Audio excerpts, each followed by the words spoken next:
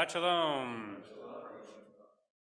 Some of you know that I returned just the other day from a civil rights trip down to the South, to Selma, Montgomery, Birmingham, and Atlanta. It was really an amazing trip, and I hope that everyone has the opportunity to travel to these places, and we'll look for future opportunities to travel together as a community.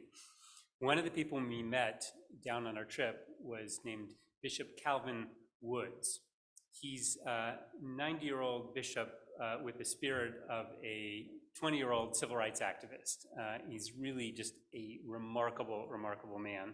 We met him in Birmingham, where he lives and where he served as a bishop and as a teacher.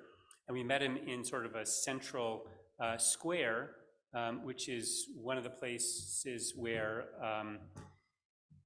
the civil rights activists clashed with the quite violent police, and he was right in the center.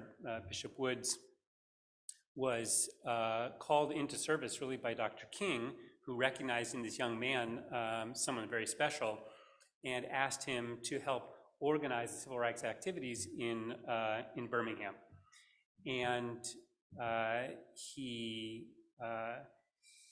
this is the time in the 50s and 60s of really what became quite violent protests. He was attacked by dogs, by water cannons, as were many others. This was the place where we were standing right across the street from the church where it was bombed and 4 children were killed. It was obviously quite a violent time, and he sort of regaled us with stories, but not just sort of stories. He introduced it by saying he wants to tell his story, not history, but his story, meaning the Lord's story. And Bishop Woods is a man of just, I would say, emunah shlema, just tremendous faith. And so he doesn't really think about history in his life, in his world, in his theology. It's his story, that history is the unfolding of God's plan. And we were dancing, and I was thinking of him because when the Spirit gets you, he wants you to move, as he would say, and he got us moving and clapping and singing. We caught on to the tunes he shared, and his presentation was really more, it made us feel more like we were in his church than we were in a town square. He was really preaching to us, and you couldn't help but be caught up by his spirit and his calling us to move.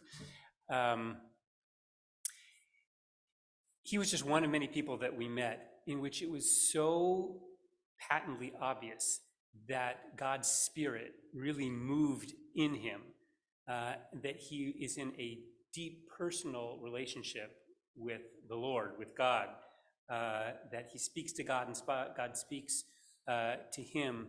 We learned about Dr. King, who right during the time of the beginning of the Montgomery school bus, the bus boycott in Montgomery,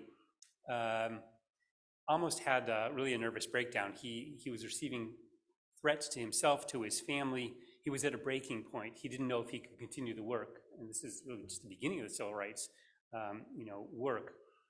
And he got up late at night, and he went downstairs and he had a cup of coffee, and he was just kind of at his ends. And he prayed to God, and he had an epiphany, and he heard God speaking to him, basically saying, "Martin, I'm going to be with you." And that gave him the strength and the comfort to continue. And over again with the other people that we met that were marching on the Edmund Pettus Bridge in Selma, and just a variety of people, their relationship with God was just so inspiring and so intimate and personal. It reminds me a little bit of the beginning of our Parsha, as we begin a new book of the Torah, the book of Leviticus, in which we read, Vayikra Elav El Moshe. So in the Hebrew, he appeared to Moshe. And we know who it is that appeared.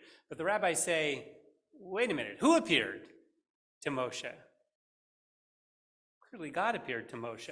And only afterwards does it says, by Deber Adonai Elav Ohel Moed. And God appeared to Moshe in the Ohel Moed, in the tent of meeting. But why doesn't it say at the beginning, and God called to Moshe? And perhaps it's because, clearly, God's the one calling Moshe. They were in such an intimate and personal relationship. It was just clear to Moshe that this is God calling out to Moshe.